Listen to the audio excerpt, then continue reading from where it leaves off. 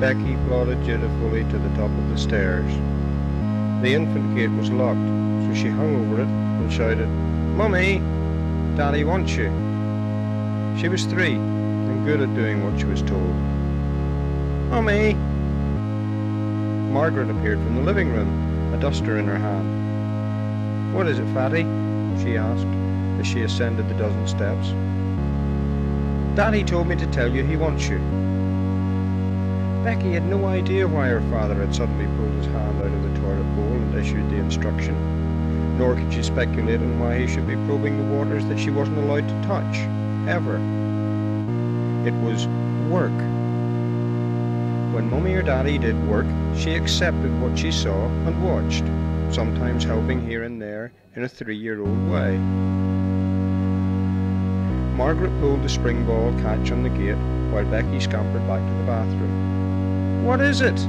she said, snapping the ball back in place and following her daughter's path. Eddie's voice beyond the bathroom door replied, "Come here and see this." Inside, Eddie stood at the wash hand basin, peering at something she couldn't quite see. Becky looked as well, excitedly kicking her toes against the pale green enamel of the basin stand. "Is it a dolly, Daddy? For me? Is it a dolly for me?" "No, Fatty, don't touch it, it's not for you," Eddie was saying, prizing Becky's little fingers from the edge of the basin. Margaret came forward and looked at the little shape sluiced clean and pink under the cold water tap. It was about 8 inches long, shiny like prosthetic rubber, and not really something she wanted to see at all.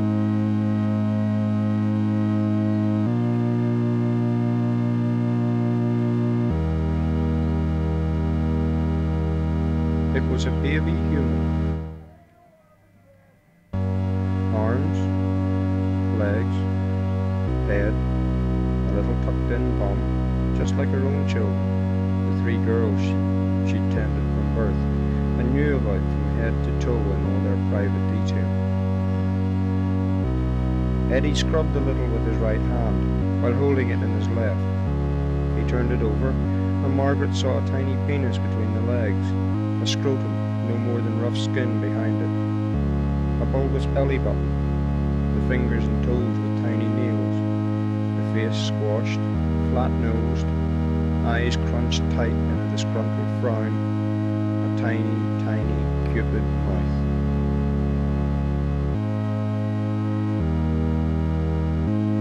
Eddie looked up, tears in his eyes. "Shit, Maggie, you never know what you're going to find in the toilet," he said.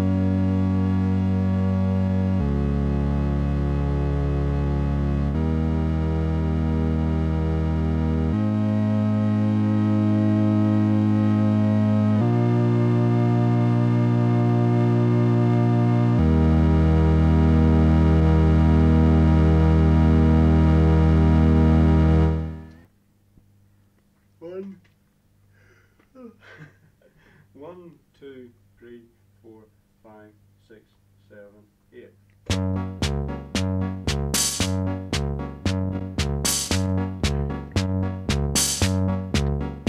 I wandered today to the hills, Maggie, to watch the scene below. The creek and the creaking old mill, Maggie, as we used to long, long ago.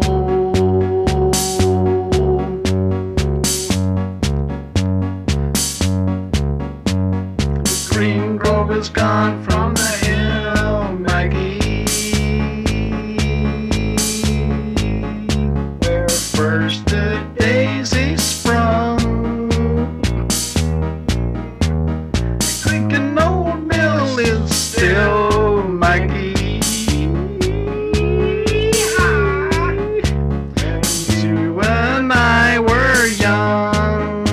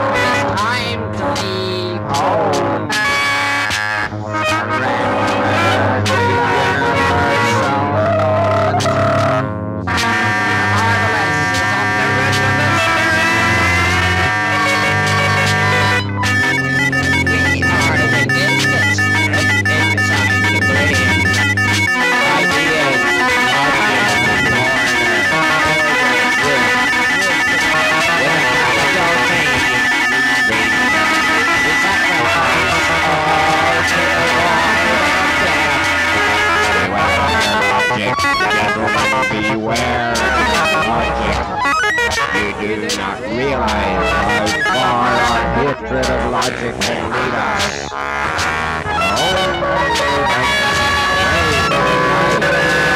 By checking the spirit,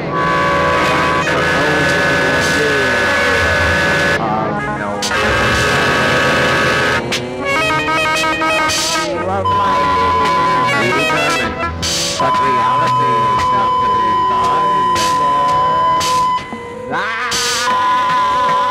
That's why we must not be annoyed. We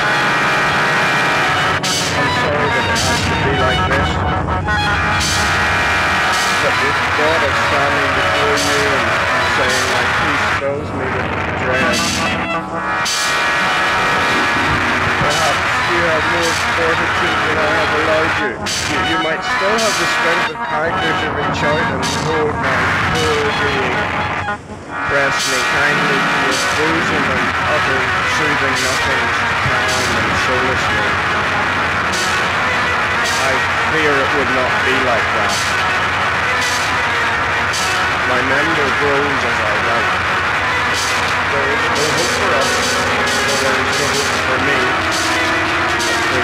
Such as I. Mary, soon I shall no longer be the man you have known. That man shrinks in proportion to the growth of his burden, a tragic shadow fading as a new sun rises.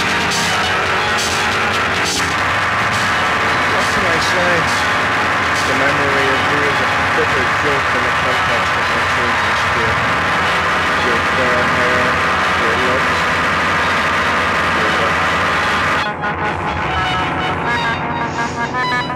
It is left to me to make the final break. If only I had had the foresight that I have now in those early months when the thing was only swollen. If only. Damn it.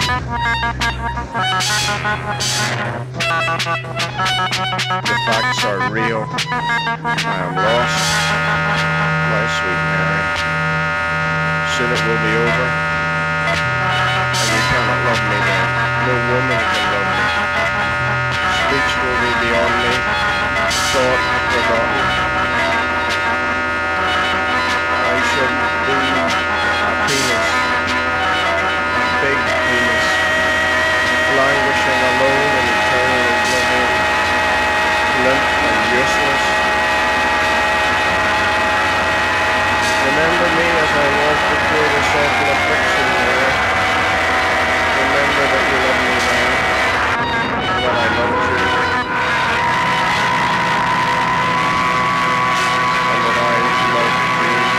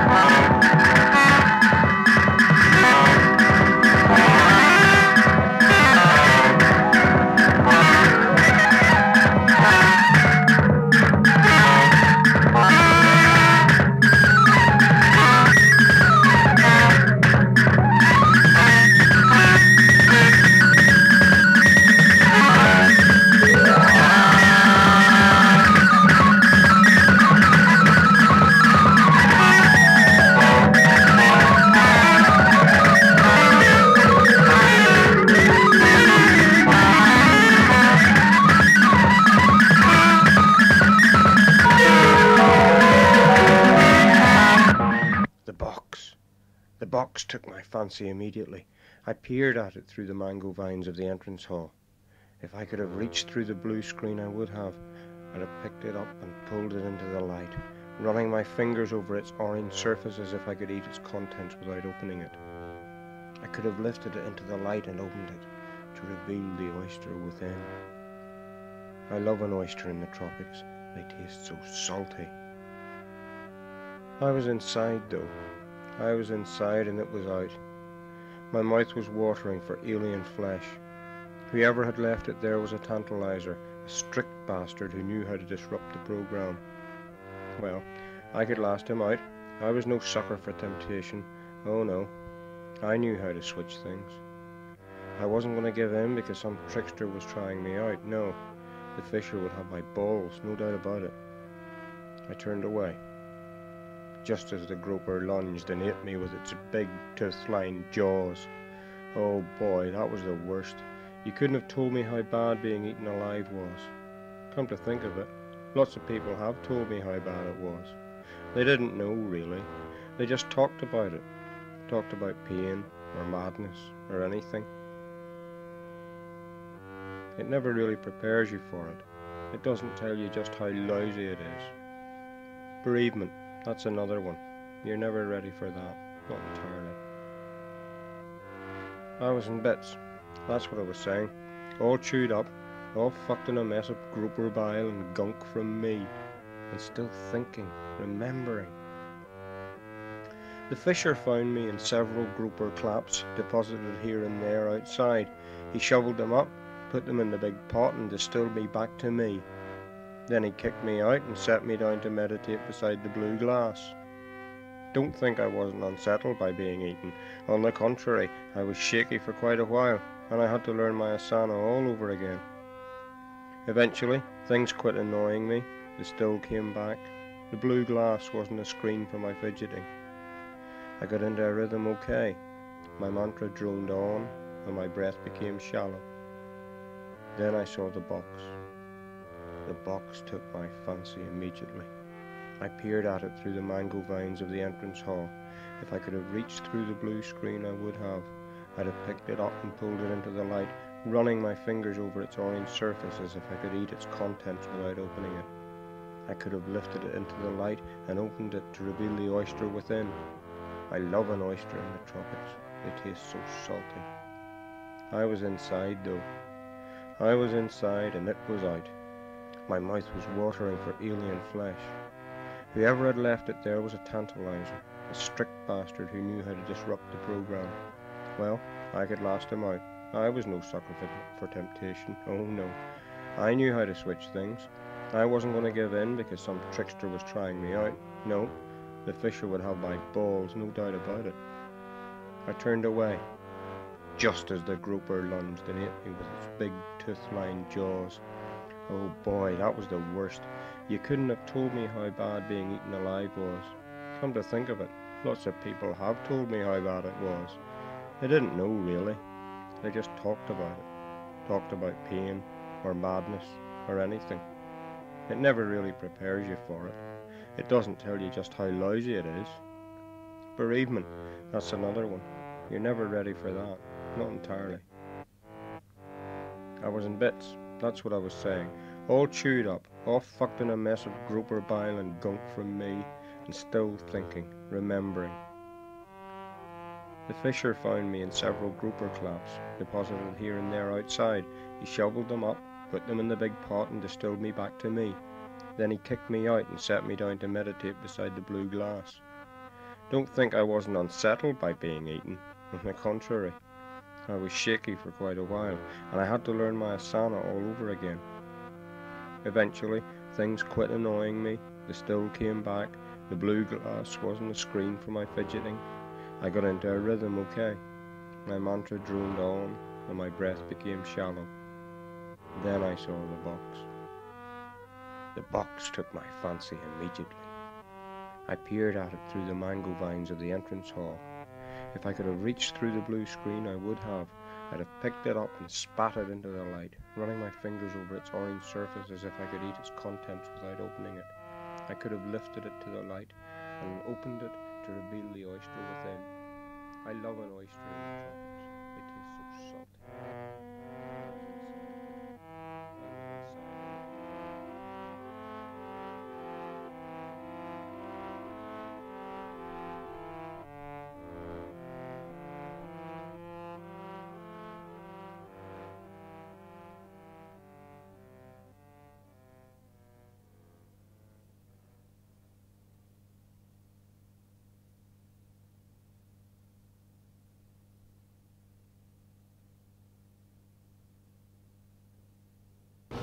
Right, now we've finished our story, and what I want to know is, how many kisses have you for me?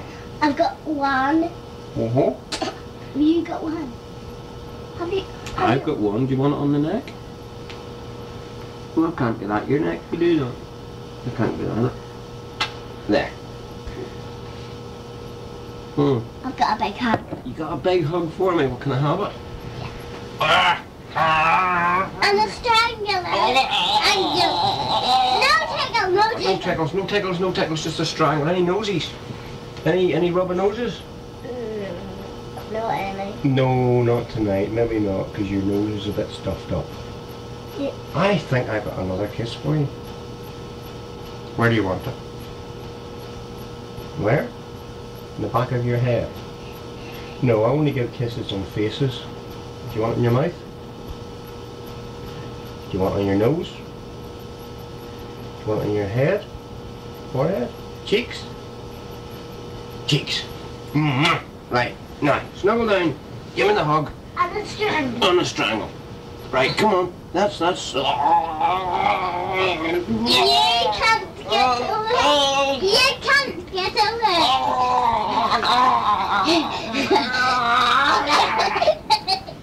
There you go.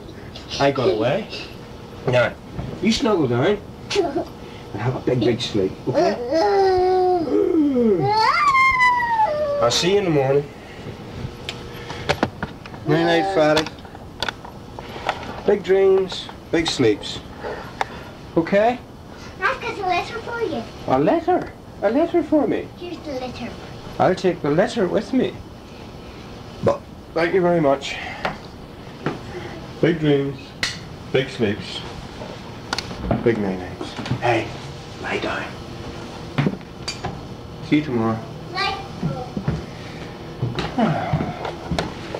It's the end of that.